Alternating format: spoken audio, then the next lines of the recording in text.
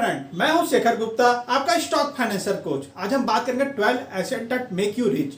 Basically asset का मतलब क्या होता है, हम रॉबर्ट डी कॉसी की बुक के हिसाब से बताएंगे। Anything that put money in your pocket, basically जिसमें आपका टाइम, एफर्ट और इन्वेस्टमेंट एक बार लगे और उसका लॉन्ग टर्म रिटर्न आप 10 साल 15 साल बाद आप उसे एक्सपेक्ट कर सके, जो एक हाई अमाउंट में हो, वो एसेट होती है। पहला हमारा एसेट हम मान real estate. Basically real estate ऐसी चीज़ है जहाँ पे कितने आप एप्रिसिएशन आप पाएंगे ही, साथ में हाई रिटर्न भी पाएंगे। जॉन डी रॉकफेलर ने कहा था, जो अमेरिकन रिचेस्ट पर्सन है, कि the biggest millionaire made in America is through the land. Basically जो फॉर्चून बनते हैं। और दूसरे हमारे एंडी क्रू ने कहा था 99% of the American is made through the investment in real estate. तो इनके दो लाइनें हैं। बेसिकली रियल एस्टेट में कितने दो तरीके के इन्वेस्टमेंट होते हैं। पहला होता है फ्लिप। फ्लिप में क्या होता है कि आप किसी प्रॉपर्टी को कहते हैं बाई कर लीजिए, जो अभी अच्छी हालत में नहीं है, कम रेट में मार्केट के हिसाब से।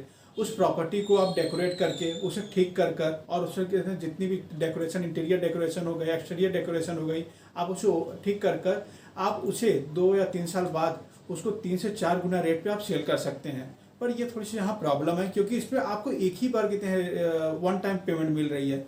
तो इसका सेकेंड रूप है वो क्या, होल्ड। बेसिकली आपने प्रॉपर्टी को एक लॉन्ग टर्म के लिए आप होल्ड कर सकते हैं।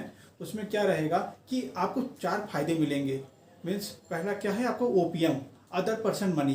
बेसिकली उस लैंड को खरीदने के लिए, उस बिल्डिंग को खरीदने के लिए बैंक आपको इजीली कहते हैं आपको लोन प्रोवाइड कर देगा, क्योंकि रियल एस्टेट ऐसा मीडियम है जहाँ पे बैंक आपको इजीली लोन प्रोवाइड कर देगा as compare to different medium. दूसरा क्या है, आपका टैक्स बेनिफिट।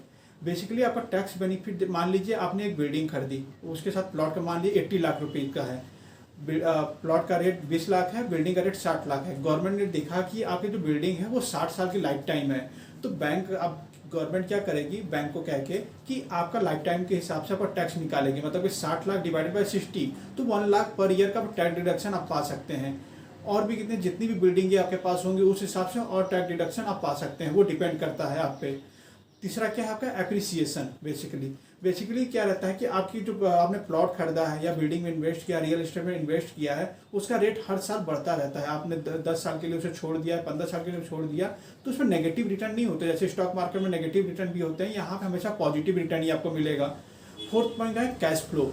बेसिकली आप अपने बिल्डिंग को अपने रेंट पे, जब लोन लिया है उस पर आप रेंट पे आप चढ़ा दिए, तो रेंट से जो आपको पैसे मिल रहे हैं आप उसे इंस्टॉलमेंट में दे सकते हैं। जो आप ईएमआई भर रहे हैं, मान लीजिए आपने जो रेंट आपको मिल रहा है आपको ईएमआई से अधिक मिल रहा है, तो आपके कुछ सेविंग भी हुए, आपने अपना ईएमआई भी पे कर दिया और कुछ पैसे सेव कर लिए। उस सेव में भी, उस जो पैसे बचे उसमें भी आप टैक्स ब्रेक पा सकते हैं। तो ये है रियल एस्टेट के फायदे।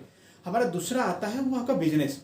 बेसिकली बिजनेस, जो मैक्सिमम मिलीनियर बिलीनियर बने हैं वो आपका बिजनेस में ही इन्वेस्ट करके बने हैं। बेसिकली बिजनेस क्या है, एक रात का कहते हैं नहीं प्रोसेस है। बेसिकली इसके लिए आपको 5 से 10 साल आपको अपना 100% हार्डवर्क देना पड़ता है, तब जाकर एक कंपनी तैयार होती है। पहले स्टार्टअप के थ्रू आप एक कंपनी के थ्रू एक स्टेप लेकर आगे बढ़ते हैं। तो बेसिकली इसमें लिक्विडिटी भी कम रहती है। लिक्विडिटी मतलब कि आप एक ही रात में उस बिजनेस को बंद करके भाग नहीं सकते हैं, क्योंकि बहुत बार कितने आप लोन लिए रहते हैं बिजनेस को स्टार्ट करने के लिए, तो उसको भी आप पे करना पड़ता है। तो ये सारी चीज़ें आपको देख कर चलनी पड़ती है। तो बिजनेस एक ऐसी, जैसे बड़े बड़े बिजनेस है, चाहे बॉस हो गए, कहते हैं आप मार्क जुकरबर्ग हो गया, या अपने इंडियन के ही देख लीजिए, अनिल अंबानी, टाटा, ये सब बिजनेसमैन ही हैं और इस आप अपना बिजनेस कर भी रहे हैं। तीसरा हमारा आता है आपका stock market. Basically stock market ऐसी चीज़ है जहाँ पे बहुत से बिलियनियर मिलियनियर बने भी हैं और डूबे भी हैं। बने क्यों हैं, क्योंकि उनके पास उसके मार्केट की नॉलेज है, उस नॉलेज के हिसाब से वो इन्वेस्टमेंट करते हैं और उसमें अच्छा रिटर्न पाते हैं। इसका बेस्ट एग्जाम्पल वॉरेन बफेट का आप ले लीजिए, जो अमेरिकन कहते हैं, अमेरिकन पर्सन है, वो कहते हैं रियल एस्टेट में भी इन्वेस्ट करते हैं अपना, और शेयर मार्केट में भी इन्वेस्ट करते हैं। तो उनका कहते हैं फॉर्चून ऐसे ही बना है। अपने इंडियन का ले लीजिए राकेश झुनझुनवाला, उन्होंने भी स्टॉक मार्केट से खूब पैसा कमाया है, और क्योंकि उन्होंने कहते हैं उसकी नॉलेज ली है, नॉलेज लेने के बाद उसमें इन्वेस्ट किया है। तो आप इसमें पहले अपना नॉलेज लीजिए, फिर उसके बाद इन्वेस्ट कीजिए। हमारा चौथा आता है वो आपका कमोडिटी। बेसिकली कमोडिटी उस समय आपको काम आता है, जैसे आपको गोल्ड, सिल्वर, ऑयल। जब आपका रिसेशन आता है, जैसे अभी कोरोना का टाइम था, तो आपके कितने टोटल स्टॉक मार्केट में टोटल जो रियल स्टॉक थे, इक्विटी कैश वाले स्टॉक थे, या आपके शेयर मार्केट वाले स्टॉक थे, वो सब नीचे आ गए थे। पर अगर आपने कमोडिटी में इन्वेस्ट किया होगा तो वो कहते हैं अब स्टॉक के प्राइजेस नीचे डाउन नहीं हुए थे, ऊपर ही जा रहे थे। तो उसमें आप इन्वेस्ट कर अपना अच्छा रिटर्न पा सकते हैं, क्योंकि वो कहते हैं आपको उस रिसेशन के टाइम में भी आपको सेव रखता है। तो कमोडिटी में इन्वेस्ट करना एक अच्छा सौदा है कि आप गोल्ड सिल्वर में इन्वेस्ट कर लें और उसका रिसेशन का कोई फर्क नहीं पड़ेगा। और कहते हैं जो स्टॉक वाले इक्विटी कैश वाले हैं उसको तो डाउन हो जाते हैं रिसेशन में। तो एक तरीके हैं। फिफ्थ हमारा है कैश। बेसिकली कैश, बहुत लोग बोलते हैं कैश क्यों रखें। कैश बेसिकली आप देखे होंगे जितनी बड़ी बड़ी कंपनियां हैं, एप्पल है, गूगल है, वो कुछ कैशेज अपने पास रखती हैं, क्योंकि अगर उसे दूसरे कंट्री में अपना एक्सपेंड करना है बिजनेस तो कैश के ही थ्रू करेंगे, या किसी बिजनेस डील को कहते हैं हमें कंप्लीट करना है तो अभी टाइम पे आपको अगर कैश रहेगा तभी आप उसे एग्जीक्यूट कर पाएंगे।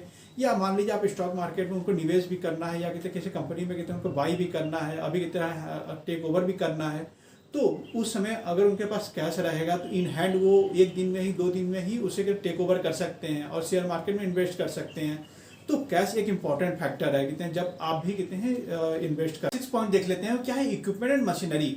जैसे आप अपना कोई कार लेते हैं उसे टैक्सी की तरह यूज कर रहे हैं तो वो आपके लिए एसेट है। या आपने कोई प्लांट खोला है उसमें कुछ इक्विपमेंट लाए जिसकी लाइफ टाइम आपका 20 साल के लिए है, तो 20 साल के लिए वो आपके लिए एसेट बन गई। तो सातवां हमारा क्या है, इंटेलेक्चुअल प्रॉपर्टी। बेसिकली जैसे आपका लाइसेंसिंग हो गया, पेटेंट हो गए या ट्रेडमार्क हो गए, लोगो हो गए, ये आप बुक करवाते हैं। मीन्स मान लीजिए कि जिस तरीके से अभी सीरम इंस्टीट्यूट ने कोविडशील्ड के लिए पेटेंट लिया है तो सीरम इंस्टीट्यूट ही उसे बनाएगा और जितने भी उसके राइट होंगे उनके पास रहेंगे। जैसे एक और एग्जांपल ले ले, बिल गेट्स ने अभी माइक्रोसॉफ्ट के लिए आपने देखा है कि जितने भी कंप्यूटर में माइक्रोसॉफ्ट के जाएंगे उसके लिए बिल गेट्स को कुछ पैसे कुछ अमाउंट मिलते हैं, तो उन्होंने पेटेंट करा के रखा हुआ और लाइसेंसिंग रखा हुआ। ये रॉयल्टी प्रोग्राम की तरह काम करता है। और तीसरा एग्जांपल जैसे ले लेंगे, अब अपना हैरी पॉटर के लिए जो जेके रॉलिंग ने कितने बुक लिखी थी, तो जितने भी उसमें वीडियो सीरीज बुक लिखी जाती हैं तो उनको रॉयल्टी प्रोग्राम की तरह आपको टोटल उनको पैसे जाते हैं। या मार्वल के कॉमिक्स ले ले या डीसी की कॉमिक ले ले, तो वो सारे के लिए कि जितनी भी बुक कॉमिक्स उसमें कैरेक्टर बने रहेंगे, जितनी मूवी बनेगी जाएंगी, उनको कुछ अमाउंट उनके पास जाएगा। तो ये होता है आपका ट्रेडमार्क और लाइसेंसिंग का फायदा। अब हमारा 8वां पॉइंट जान लेते हैं, वो क्या है, ब्रांड। बेसिकली जैसे ब्रांड होती हैं, जैसे एप्पल अपने ब्रांड क्रिएट करके रखा हुआ है, उसका रेट कितना भी हाई हो पर आप एप्पल का फ़ोन लेना पसंद करते हैं, उनके लैपटॉप लेना पसंद करते हैं। क्यों? क्योंकि उन्होंने कितनी एक ब्रांड के लोगों के मन में एक क्वालिटी बना के रखी हुई है कि हमारे प्रोडक्ट इतने अच्छे हैं।